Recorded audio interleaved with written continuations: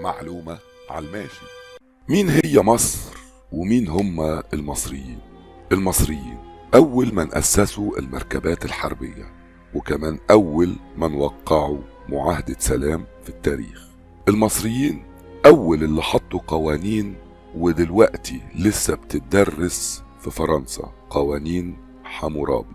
المصريين أول من علموا العالم طرق الزراعة الدائمة والموسمية، وقسموا الأيام والسنين وقسموها لمواسم. بس للأسف كل الحضارة دي اتدمرت بفعل الغزوات طول 7000 سنة اللي فاتوا. مصر ما قدرتش تعيش حرة ويحكمها حد من ولادها من القرن ال11 قبل الميلاد لغاية اما جت ثورة 1952، وهنا حكم مصر والأول مرة حد من ولادها مصري. مين بقى مصر؟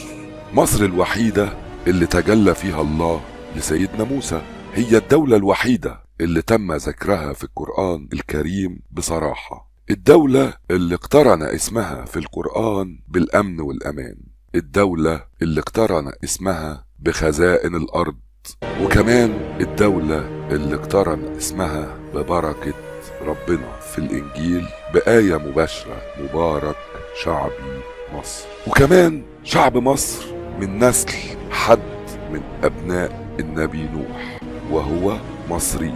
وفي النهاية بعد كل التاريخ ده بنتعجب ايه اللي بيحصل لنا وبيحصل فينا. شعب مصر قعد يكافح من بداية الخليقة ضد الاستعمار والغزوات وكمان المؤامرات، وهنفضل عايشين واليوم الدين في رعاية ربنا، في رعاية إلهنا الواحد الأحد.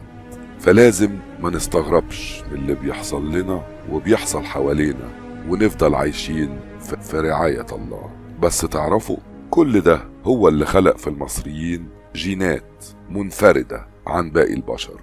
تحيا مصر.